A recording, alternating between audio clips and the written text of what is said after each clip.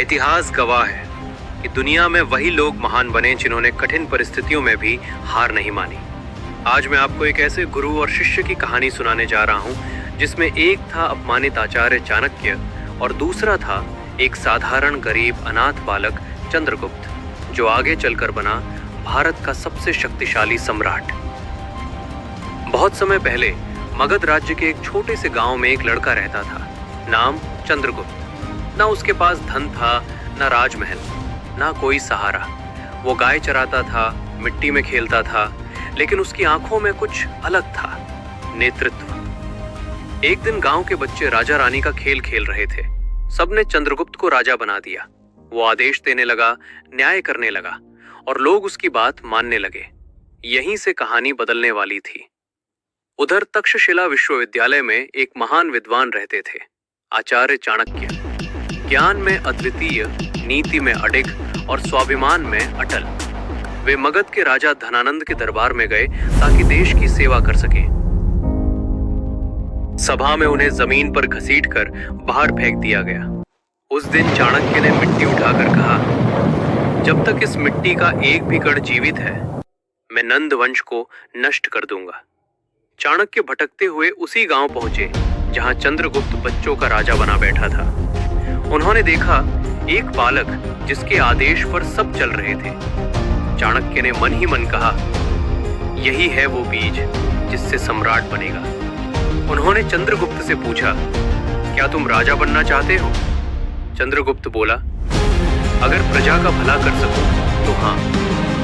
यही से शुरू हुआ इतिहास का सबसे महान गुरु शिष्य संबंध। चाणक्य चंद्रगुप्त को तक्षशिला ले गए। वहां उसे सिखाया गया राजनीति, युद्ध नीति, अर्थशास्त्र, गुप्तचर प्रणाली, धैर्य, आत्मसंयम और सबसे बड़ा पाठ अनुशासन। चाणक्य कहते थे, राजा बनने से पहले अपने मन का राजा बनना सीखो। जब चंद्रगुप्त थोड़ा बड़ा हुआ तो उन्होंने मगध पर आक्रमण किया, लेकिन वे हार गए। सेना कम थी, अनुभव कम था और रणनीति अधूरी थी। चंद्रगुप्त टूट गया, बोला, गुरुदेव, मैं असफल हो गया।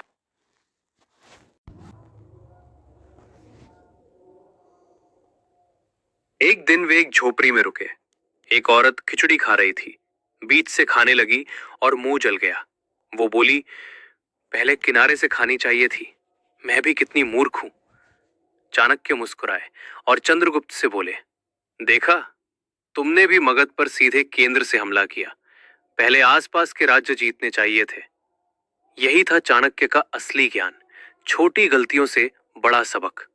अब दोनों ने अलग अलग छोटे राज्यों को जीता, सेना बढ़ाई, संसाधन जुटाए, जनता का विश्वास जीता और वर्षों की मेहनत के बाद फिर से मगध पर चढ़ाई की। इस बार धनानंद की हार हुई। चंद्रगुप्त बना मौर्य साम्राज्य का पहला सम्राट।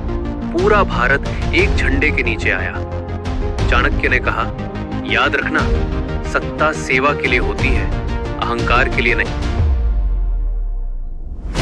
अगर आज आप एग्जाम में फेल हुए, बार बार हार रहे हो, लोग मजाक उड़ाते हो, आत्मविश्वास टूट गया हो, तो याद रखना, चंद्रगुप्त भी अनाथ था, गरीब था, असफल था, लेकिन उसने हार नहीं मानी। इतिहास वही बनाते हैं जो परिस्थितियों को दोष नहीं देते, खुद को बदलते हैं। अगर चंद्रगुप्त सम्राट बन सकता है तो तुम भी सफल बन सकते हो।